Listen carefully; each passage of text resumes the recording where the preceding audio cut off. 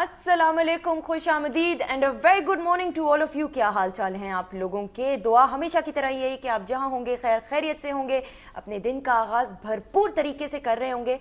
और मैं हूं आपकी मेज़बान सुंदस जमील, मेरे साथ मौजूद हैं फ़ारूक। कल मैं बड़ी एक खूबसूरत किताब पढ़ी थी कोटेशंस के हवाले से। अच्छा। तो मैंने सोचा कि अपने नाजरीन के साथ सुबह सवेरे एक बड़ी प्यारी सी कोटेशन है वो शेयर की जाए, और मैं चाहूंगी कि आप भी अपना जो पॉइंट ऑफ व्यू दें। It's an English quotation and it says कि birds fly not because they have wings, for they have faith, and to have faith is to have wings. यानी कि अगर आप इसका पूरा तर्जुमा उर्दू के अंदर करें तो अगर आपके अंदर खुद एतमादी आ जाए, अगर आपके अंदर कॉन्फिडेंस हो, तो आप जिंदगी में कोई भी काम आसानी से कर सकते हैं। क्या बात, अपने ऊपर भरोसा करो। भरोसा। बिस्मिल्लाहिर्रहमानिर्रहीम, अस्सलाम वालेकुम जी। और सुंदस, बड़ी अच्छी बात से आपने प्रोग्राम का आगाज़ किया है और अच्छी बातें ही हम जारी रखेंगे, क्योंकि इस वक्त हमारे साथ मौजूद हैं एक बहुत ही अच्छे इंसान, सलमान गनी साहब, चीफ रिपोर्टर नवाए वक्त के हैं, एनालिस्ट हैं न्यूज़ के हवाले से, जो करंट अफेयर्स की न्यूज़ हैं उनके हवाले से हम इनसे बात करेंगे। गनी साहब, खुश आमदीद, सुबह बखैर। अस्सलाम वालेकुम। क्या हाल है आपके? ठीक ठाक है? कल एक बड़ा तारीखी दिन, 18वीं तरमीम, जिस पे इतनी बहस हो रही थी और बड़े लोगों ने कहा कि जी ये कभी भी नहीं होगी, और जो कॉन्स्टिट्यूशनल कमेटी बनी हुई है रज़ा रब्बानी साहब वाली, उसने कुछ नहीं करना, बस ऐसे ही पेंडिंग रह जाएगा सब कुछ।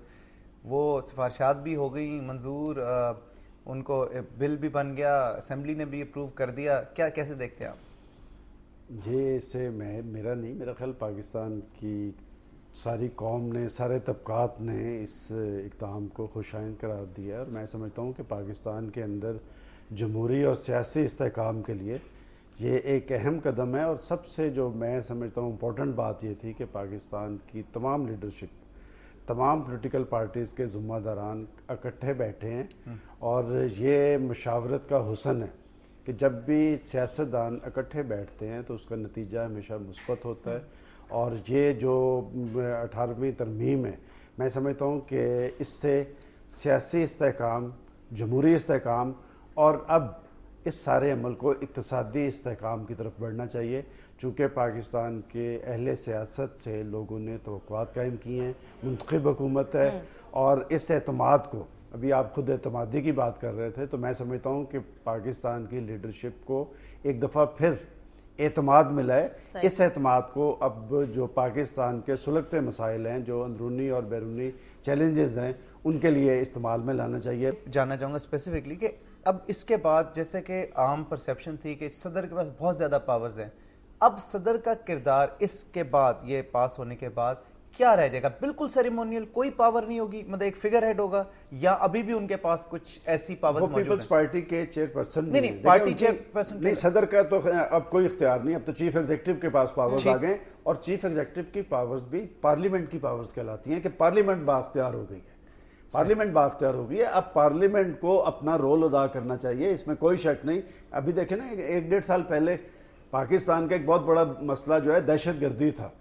पाकिस्तान की पार्लियामेंट में एक बहस हुई, उसके नतीजे में एक रेजोल्यूशन आई, रेजोल्यूशन पर अमल दरामद नहीं हुआ, वो बड़ी पॉलिटिकल रेजोल्यूशन थी।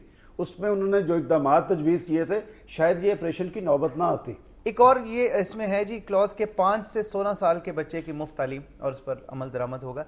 ये हर दफ़ा 5 साला तरक्याती मनसूबा बनता है तालीम के हवाले से, लेकिन अमल मतलब आपके सामने। मैं समझता हूँ कि ये बहुत बड़ा अलमिया है, हमारा कौमी अलमिया है कि पाकिस्तान में तालीम को तरवीज नहीं मिल सकी, और जमहूरी माशरों में हमेशा अपनी तरजीहात में बुनियादी हैसियत दी जाती है एजुकेशन को।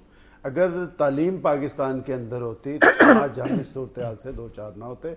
मैं समझता हूँ कि हुकूमतें दावे तो करती हैं, ऐलानात भी करती हैं। आपको याद होगा कि माजी के अंदर पंजाब में पढ़ा लिखा पंजाब के नाम से, जो मैं समझता हूँ कि वो अगर उतने पैसे, जितने पैसे अनाउंस किए गए थे, तो आज शायद पंजाब में कोई बच्चा ऐसा ना होता जो तालीम ना हासिल कर रहा होता। लेकिन होता यह है कि हम मंसूबों का ऐलान करते हैं। अब एक और बात कि अब पंजाब में, वो तो थे ना पढ़ा लिखा पंजाब वाले, अब दानिश स्कूलों का नाम लिया जा रहा है कि जी पंजाब में दानिश स्कूल। ये एक्चुअल ब्यूरोक्रेसी लगाती है हमारी पॉलिटिकल लीडरशिप को इन रास्तों पे।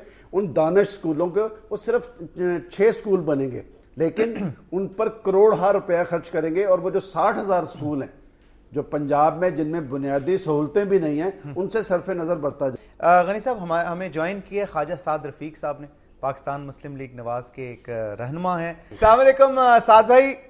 وعلیکم السلام جی، کیا حال ہے؟ بالکل ٹھیک ٹھاک، صبح بخیر. سوری آپ آئی ایم شیور کہ آپ اٹھ گئے ہوں گے.